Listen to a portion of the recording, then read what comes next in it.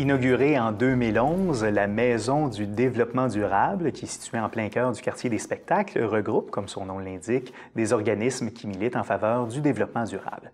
Et pour nous parler de cette maison et aussi des activités qui y sont organisées, on accueille la directrice des communications et de la programmation de la maison, Madame Amélie Ferland. Madame Ferland, bonjour. Bonjour. Merci d'avoir accepté notre invitation. Un plaisir. Dans un premier temps, expliquez-nous quelle est la mission de la Maison du développement durable.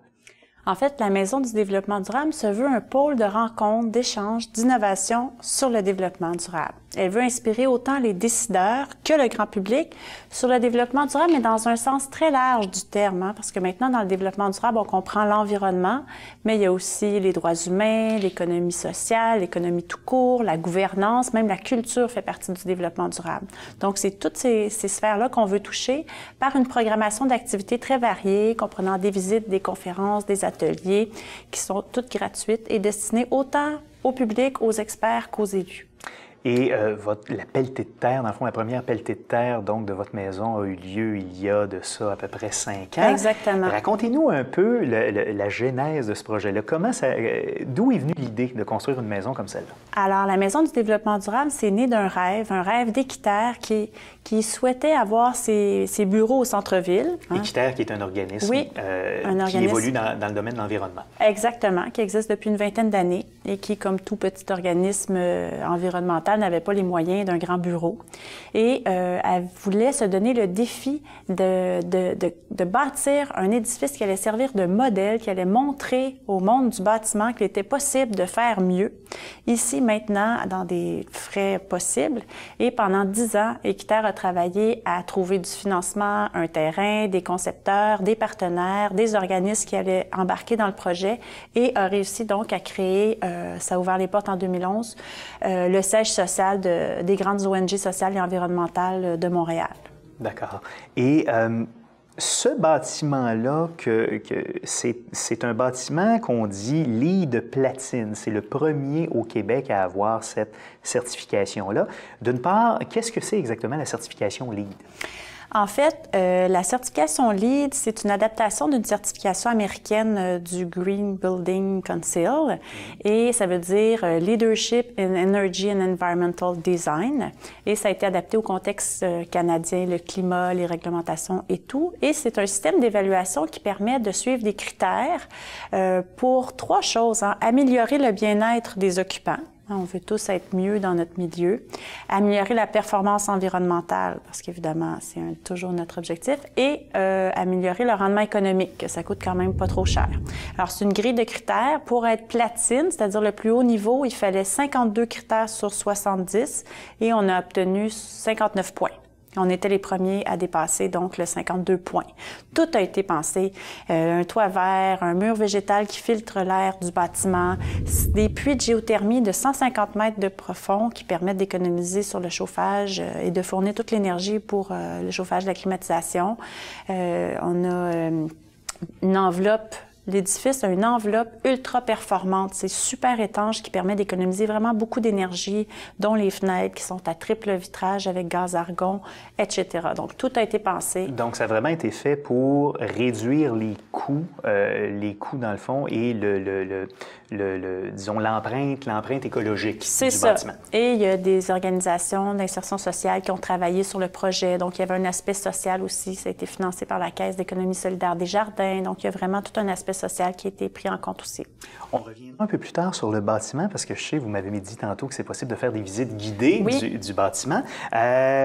Juste avant, quels sont les organismes, parce qu'il y a plusieurs organismes qui sont logés à l'intérieur de la maison? Oui, en fait, on parle d'Amnesty International, d'Options consommateurs, du Conseil régional de l'environnement de Montréal, il y a Environnement Jeunesse, il y a Vivre en ville, il y a évidemment Équiterre, dont on a parlé plus tôt. Il y a le regroupement des conseils régionaux de l'environnement du Québec, parce qu'il y a un conseil régional de l'environnement dans chaque région. Et il y a même un centre de la petite enfance, un CPE, le CPE qui était auparavant chez Hydro-Québec. Donc, dans le fond, ça répond un peu à ce que vous disiez tantôt, la définition, disons, un peu plus large de développement durable. Oui. Ce n'est pas que l'environnement, l'écologie. Options consommateurs qui travaillent surtout pour tout ce qui est la consommation, d'ailleurs. C'est ça, les droits des consommateurs. Voilà, même chose pour Amnesty International. Donc, une nouvelle programmation cet automne que vous offrez, une programmation qui est en partie reliée avec un événement qui aura lieu à Paris fin novembre, début décembre 2015, qui est l'événement COP21. Quel est cet événement-là et quelle est son importance?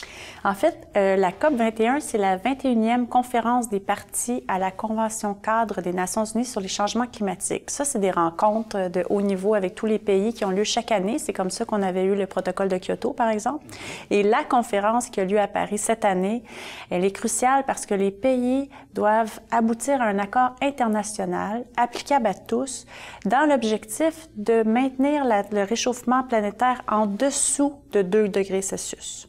Et ça va être un grand défi, que tous les pays s'entendent pour prendre des engagements suffisamment élevés pour réduire au maximum leurs émissions de gaz à effet de serre, mais aussi pour décider qui va financer ça, c'est quoi les pénalités si on n'applique pas, si on n'atteint pas nos cibles d'émissions, etc. Donc, ça va être vraiment un gros événement et c'est pour ça qu'on voulait organiser plusieurs activités cet automne pour préparer les citoyens, les experts, les élus à suivre ce qui allait se passer là-bas pour bien comprendre les enjeux. Et d'ailleurs, quelles activités allez-vous offrir justement en lien avec cette conférence-là?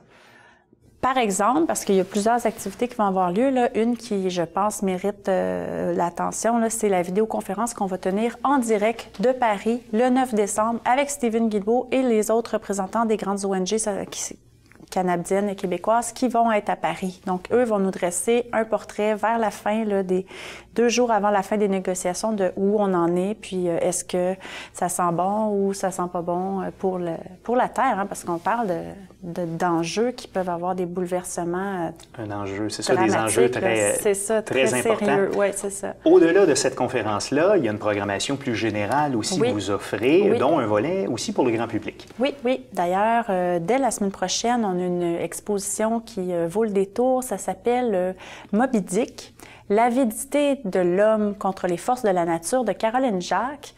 C'est des baleines. Et elle a fait une réflexion très prenante sur le symbole de Moby Dick actuellement.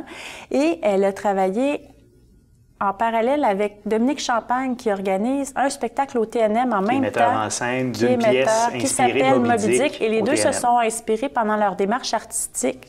Alors, au vernissage, où vous êtes invités le 24 septembre à 5 h, il y aura Dominique Champagne pour nous parler de sa démarche avec Caroline Jacques, l'artiste.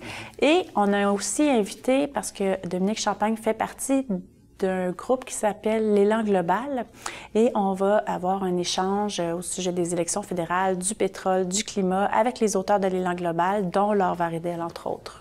Il nous reste qu'une minute. Je veux absolument parler des visites guidées que vous offrez. Donc, votre bâtiment LEED, on peut aller le découvrir, aller voir vraiment les secrets de la construction. Ah oui, puis ça vaut la peine de faire le détour juste pour le toit vert et le mur végétal. Tous les vendredis à 14 h et à 17 h 30, il faut s'inscrire en ligne. On a des visites gratuites et on peut en tout temps, pendant nos heures d'ouverture, visiter le parcours d'interprétation du bâtiment comme un musée, une vingtaine de bornes interactives dans l'édifice, dont sur le toit, qui permettent de tout savoir sur la confection de l'édifice et sur des technologies vertes en général pour la construction des bâtiments. Donc, pour s'inscrire, autant pour les visites guidées que pour avoir plus d'infos sur la Maison du développement durable, où va-t-on sur Internet? lamdd.org, la Maison développement durable.org, donc www.lamdd.org. Bien d'accord. Bien, je vous remercie beaucoup, Amélie Ferland. Un plaisir.